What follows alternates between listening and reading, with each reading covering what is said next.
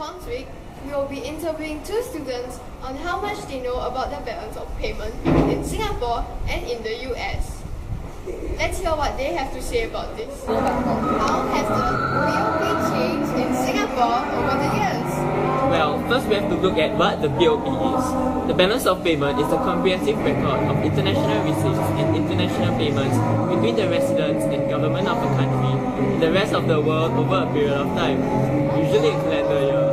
Receipts of money from abroad are usually regarded as credits, whereas the payments of money abroad are regarded as debit. The BOP consists of two different accounts. First, the current account and also the capital. The current account consists of visible trade account, invisible trade account, unilateral transfers, and also income flows. As you can see, the current account balance of Singapore has increased over the years from 69,850 million in 2007 to 82,161 million in 2011. This is due to the fact that Singapore continually exports more than it imports. However, there is a huge sudden dip of the balance between the period 2007 to 2008. This can be explained through the global financial crisis that occurred between the same period.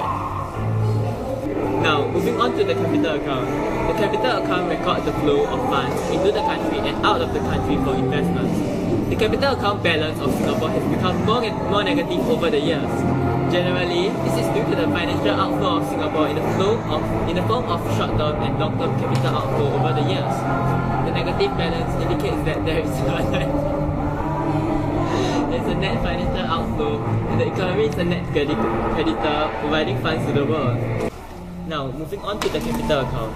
The capital account records the flow of funds into the country and out of the country for investments. The capital account balance of Singapore has become more negative over the years. Generally, this is due to the financial outflow of Singapore in the form of short-term and long-term capital outflow over the years. The negative balance indicates that there is a net financial outflow and the economy is a net creditor, providing funds to the world. Then, can you tell us how changes in Singapore's exchange rate have affected its BOP? To see how the changes in the exchange rate of Singapore affect its BOP, we have to look at the individual effect on the current and capital account. Well, the balance of the current account will decrease when the currency of the SGD becomes stronger, as Singapore can afford to import more goods. To see how the changes in the exchange rate of Singapore affected its balance of payment, we have to look at the individual effect on the current and capital account. Well, the balance of the current account will decrease when the currency of SGD becomes stronger, as Singapore can afford to import more goods from foreign countries at a cheaper rate. In that case, the demand for Singapore exports will decrease, thus causing the balance of payment to decrease. In the case of the capital account, the balance of the capital account will also decrease because when the SGD gets stronger, investments will decrease because the profits that investors would be lesser. Singaporeans would also invest more in other countries due to the stronger currency, causing a net financial outflow and a lower capital account balance. Overall, this will cause an overall fall in the BOP. Fall in the BOP. How has the balance of payment changed in US over the years? As seen in the figures, the balance of payments has increased throughout the years from 2007 and 2011. We can observe an increasing trend as USA exports more continually over the years. However, the current account balance is still negative as the combined credits are less than payments due to the higher imports as compared to exports. Then can you tell us how changes in the US exchange rate have affected its BOP? The exchange rate has fallen over the years, in other words, it has become weaker. That makes the current account balance decrease. I think that the currency becomes weaker, so they start exporting more than they import, causing an opposite effect in comparison to Singapore's case. For the capital account balance, I think that with a weaker currency they have more investments in their country, causing an inflow of funds, which means increase in capital account balance. But then again, USA is a big country, so how big can their currency become within 5 years?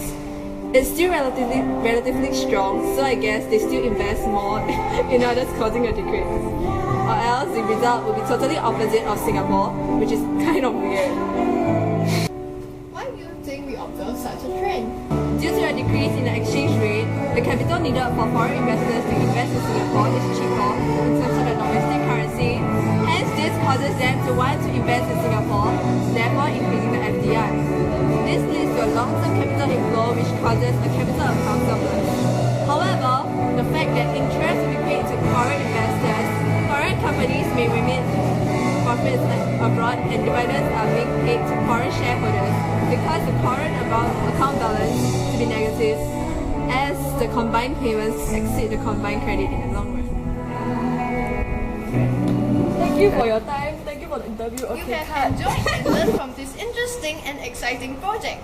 And thank you for joining us in another fun episode of Econs Week. Bye! Cut.